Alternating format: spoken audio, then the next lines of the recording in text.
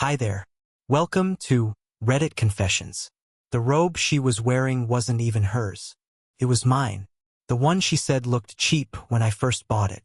Now it draped off her like she owned it, tied lazily at the waist, sleeves too long for her arms. She was in my hallway, uninvited. I didn't hear her come in, didn't see her car in the driveway. All I know is I went to take out the trash, and when I came back, she was there, leaning against the kitchen counter like she hadn't ghosted me 10 months ago with nothing but a forwarded therapist invoice and a Spotify breakup playlist. "I know you missed me, dear," she said. I blinked. That's all I did. I just stood there, holding an empty trash bag, trying to process why the woman who ripped out my spine emotionally thought she could just stroll into my home like it was a soap opera reunion. Then came the sound. Schlunk. Shower off. Wet footsteps. High heels clacking on tile. And then Tessa walked out, my ex-wife's best friend. Towel twisted around her hair, my oversized t-shirt hanging just long enough to make a statement. She caught sight of my ex, smiled, and said, "Doubt it. He's been pretty busy." And that's when the robe slipped off my ex's shoulder. But she didn't flinch. She didn't rage. She didn't cry. She just stared, straight through me. Like she realized, for the first time, she might have come back too late. There was a moment, just one flicker of a second, where I could swear time paused. You know those scenes in old war movies, where the grenade lands and there's just this ringing in the ears before the explosion? That's exactly how it felt when Tessa's words hit the air. Doubt it. He's been pretty busy.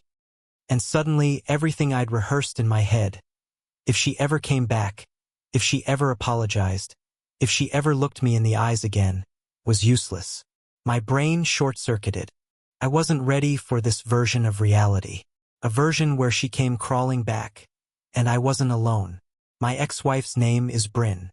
She always carried herself like she was the smartest person in every room. Like every conversation was just an audition for how much attention she could command. And now, there she was, soaking wet from the rain, clutching her handbag like it held dignity she didn't have anymore, jaw tightening with every second of silence. She looked at Tessa, then at me, then back to Tessa. You could see the puzzle pieces falling into place behind her eyes. Her nostrils flared, but her voice? Cold, controlled. "I see," she said flatly. "So this is what you've been doing while I was gone." Tessa laughed. That slow, amused kind of laugh that makes the blood in your face boil even when you're not the one being targeted. "You were gone for almost a year, Bryn," she said, reaching for a hair tie from my bathroom counter like she'd done it 100 times before. "What did you think he was doing? Crying over your Spotify playlist?" That line stung, and not just for Bryn. It stung because I had cried over it. The stupid playlist, titled Closure, filled with Bon Iver and moody piano ballads that made me wonder what I'd done wrong. I used to play it on repeat at 3 a.m. While scrolling through old photos I couldn't bring myself to delete. But I wasn't that man anymore. At least not entirely. I dropped the trash bag. Didn't even realize I was still holding it. "Why are you here, Bryn?" I finally asked. She stared at me. "Because this isn't how it was supposed to end." "Didn't you end it?" I was confused. "You were sleeping with your yoga instructor, Bryn." "That's not," she started, then stopped. She had the decency to look away. Meanwhile, Tessa crossed the hallway, plucked an apple from the fruit bowl, and leaned against the wall like she was watching a live soap opera she didn't want to miss. "Look," Bryn said, straightening her posture. "I made a mistake. A lot of mistakes. But this," she gestured between me and Tessa, her lips curling slightly. "This is low, even for you." That was rich, coming from a woman who once faked a panic attack to cancel our anniversary dinner, because she accidentally double-booked herself with a wine-tasting weekend in Santa Cruz, with Blaze. But I didn't say any of that. I just looked at her and said, "You walked away, Bryn. You don't get to walk back in and decide what's low." She didn't reply. Her eyes glossed over, not with tears, but with something more dangerous. Calculation. She wasn't done. Bryn didn't leave. She should have. But she didn't. Instead, she stepped past me and walked into the living room like she still remembered the layout, like she still had the right. She sat on the edge of the couch, folded her legs, and placed her purse neatly beside her. Her whole body radiated forced calm, but her eyes were scanning everything, every detail, the photos I'd taken down, the new bookshelf, the missing framed wedding picture. Meanwhile, Tessa didn't move. She bit into the apple, still leaning against the wall, watching Bryn like she was waiting for her to explode. "I'm not here to fight," Bryn finally said. "That was a lie. You could smell it. You broke in," I said. "That's not exactly peace talk behavior. The key was under the flower pot." I blinked. "I moved that key months ago." She gave me a thin smile. "No, you didn't." And there it was, the control. The quiet confidence that she still knew me better than I knew myself. She was right, too. I never moved it. I kept telling myself I would. But I didn't. And now she used it to walk back into my life like she had some moral high ground. "I needed to see you," she said. "One last time." "Why?" I asked. "You left. You cheated. You erased me." She flinched just slightly. "Because I'm pregnant," she said softly. Silence. Tessa choked on her bite of apple. I stared at Bryn like the words hadn't made it to my brain yet. Pregnant? With whose kid? Why would she come here to tell me? What kind of trap was this? But she didn't look smug anymore. She looked scared. "I don't want anything from you," she added quickly. "I just needed you to know. I thought maybe, before it's too late, you'd want to be part of the conversation." Tessa stepped forward now, eyes narrowed. "Is it even his?" Bryn turned her gaze sharply. "It's not yours to ask." "It's my house too," Tessa fired back. "And he deserves to know if you're lying again." Bryn looked at me. I didn't know what to believe. And worse, I wasn't sure I wanted to. I didn't say anything for a long time. Couldn't. Bryn's words kept bouncing around my skull like a pinball. "I'm pregnant." It didn't matter how calmly she said it, or how neatly she sat on the couch like she wasn't detonating a bomb in my living room. My ears were ringing again. That old sound. The one that always came before the pain. Tessa crossed her arms and glared at her. "You're unbelievable." Bryn ignored her and turned fully to me. "It's not a trap, Elijah. I'm not here to ruin your life." I laughed. Couldn't help it. Just one sharp, bitter sound that came from the bottom of my chest. "You already did that. You just keep showing up to check if there's anything left." Her face twisted at that. Not guilt. Not regret. More like frustration. Like I wasn't playing my role in whatever script she had written in her head. She reached into her bag and pulled something out. A small white envelope. She handed it to me. I hesitated, then took it. Inside was a sonogram. Dated 2 weeks ago. 8 weeks along. A faint shape. Tiny, ghost-like, floating inside the static. It looked more like a smudge than a person, but I couldn't take my eyes off it. "I'm not asking you to come back," she said, softer now. "I'm not even asking you to forgive me. I just thought you had the right to know." "And the father?" I asked, not looking up. Her silence was answer enough. "Blaze." She nodded. Tessa let out a low whistle and shook her head. "So the yoga guru finally ditched his zero-chakra lifestyle?" "It's over with him," Bryn snapped. "I left. Again. He wasn't who I thought he was." I looked up at her. "You're really good at not knowing who people are, Bryn." She bit her bottom lip, like she was about to cry, but I knew better than to fall for that again. I'd seen those tears before. I'd wiped them off her cheeks after she lied to my face. I'd forgiven them, fed them, let them control me. Not this time. "Why now?" I asked. "Why today?" "Because I had a dream. I saw you holding the baby, and I woke up and couldn't stop shaking. I didn't know where else to go." Tessa scoffed. "Not exactly healthy decision-making." I didn't know what to think. The image in my hand was pulling something deep out of me. Some old, buried part that still remembered wanting to be a dad. To have a family. To raise someone with love, not lies. But that part of me was buried for a reason. And maybe Bryn was here with a shovel. I was still staring at the ultrasound photo when I realized the room had gone too quiet. Not the good kind of quiet, The kind that makes your ears start listening for things you didn't know you should be worried about. Tessa was no longer leaning casually against the wall. She had moved, subtly, not away from us, but closer to me. Bryn was watching her, and there was something raw in her expression now. Not pain, not jealousy, something sharper. "You knew I was coming," Bryn said, eyes narrowing. Tessa didn't respond right away. "I didn't know when," she finally answered. "But yeah, I figured it was only a matter of time before you popped back into his life. You always do when the spotlight fades." That hit harder than I expected. Because it was true. Bryn always had a sixth sense for when I was starting to get better. When the crying stopped, when the therapist said something clicked, when the dreams turned quiet. Somehow, she always found a way to reappear just as the healing began. But then Bryn said something I didn't see coming. "How long has this been going on?" She wasn't talking about me and her. She was staring directly at Tessa. Tessa didn't flinch. "What are you accusing me of?" "Don't play dumb. You knew he was hurting. You were the one who told me to leave him alone. And now you're living here? Sleeping here?" I looked at Tessa. I suddenly wasn't sure what I was looking at anymore. Tessa didn't answer immediately.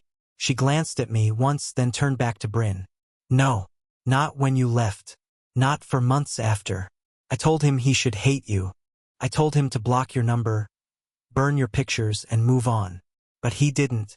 You lived in his head rent-free, and I was the one who had to hear about it every time he spiraled." Bryn's voice dropped.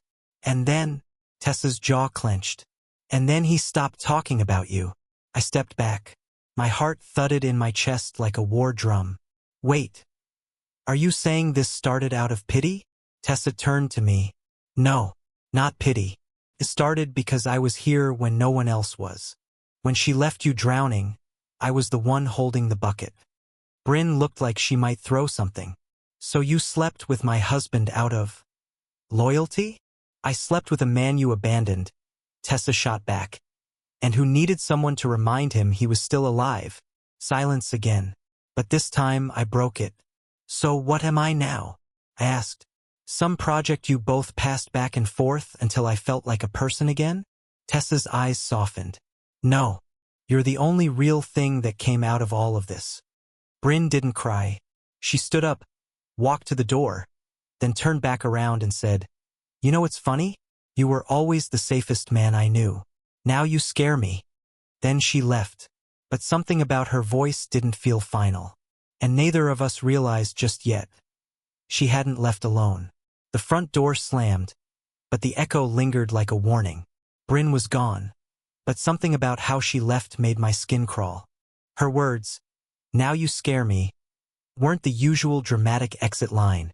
They were calculated, meant to land like a blade just under the ribs. But more than that, she didn't sound like someone defeated. She sounded like someone setting the table for whatever came next. I turned to Tessa, who was still standing near the hallway, arms crossed now, like she was holding herself together by force. "What did she mean?" I asked. "I don't know," she said too quickly. "You think she's going to come back?" Tessa didn't answer right away. She finally said, "She never leaves without a second plan."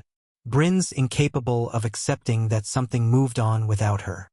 I nodded slowly, heart still pounding. My head felt packed with static.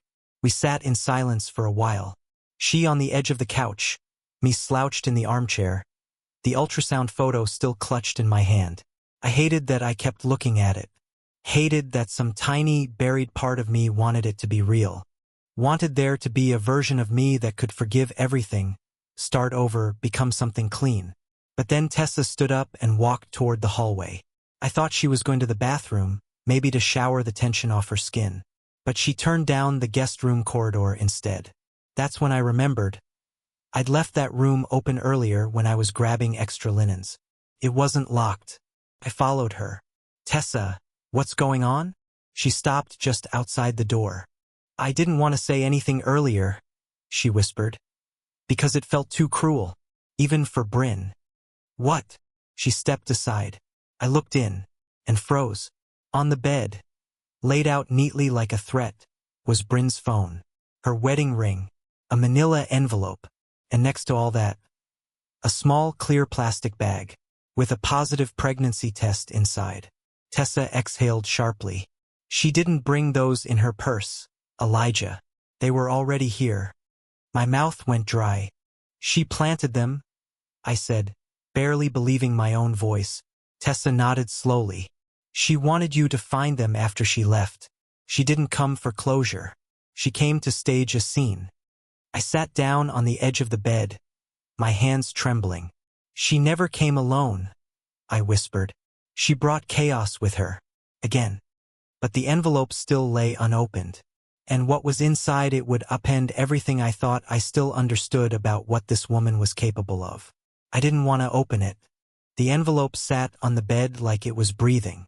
That sounds ridiculous, I know. But it had that kind of weight. Not physical. Psychological. Like whatever was inside had the power to rewind everything I thought I had finally moved past. Tessa stood by the door, arms folded, her expression unreadable now. All the sarcasm from earlier was gone. What remained was concern and something close to dread. You don't have to open it right now, she said. We can toss it, burn it, pretend it never existed. But I couldn't. I'd lived with too many half-truths already. I reached down, broke the seal and pulled out the contents. There were two things inside. The first was a typed letter. The second, a photo.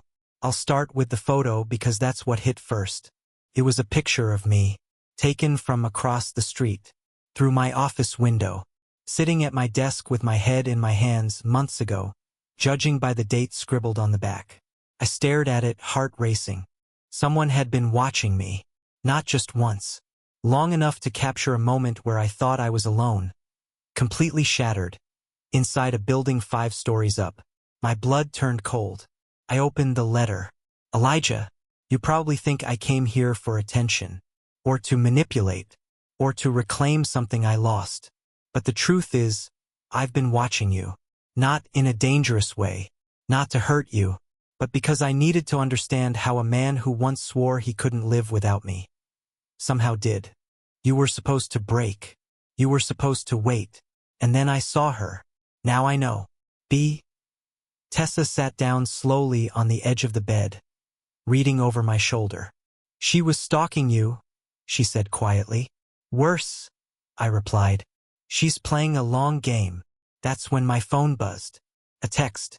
Unknown number. Still think she was the only one watching? I read it 3 times before I showed Tessa. Her eyes widened. Do you think that's from Blaze? She asked. But something didn't sit right. The wording, the tone, it didn't sound like him. It wasn't impulsive. It was orchestrated. Then the second text came. You're not the only one she lied to. Check your car. Tessa and I looked at each other, and for the first time that night, I saw something in her I hadn't seen before. Fear. We rushed downstairs. I grabbed a flashlight and stepped into the cold, dark driveway. The air felt thicker than it should have. Heavier. I unlocked the car. There was a manila folder on the passenger seat.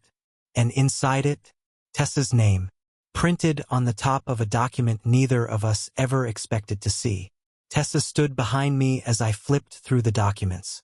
It was a restraining order, filed a year ago, not against me, not against Blaze, but against Bryn, filed by someone named Kara K. from Bend, Oregon. At first, it didn't make sense. But then I saw it. Kara had listed her relationship to the respondent as former roommate. The report detailed months of harassment, obsessive behavior, emotional outbursts, and surveillance. There were even claims of stolen property and false accusations. And at the bottom of the page, under other known associates, my name was listed. Bryn had dragged me into someone else's chaos. Again. But this time it wasn't just about me. It was part of a pattern. One I had never seen in full until now. Tessa's voice was quiet. She knew this would land eventually. That's why she came back. Not to win you back, but to get ahead of whatever this was going to do to her reputation. I nodded slowly. She wanted to frame her story. One last time. We sat on the porch as the sun started to rise. Everything felt still, like the world was pausing, finally, for us to breathe.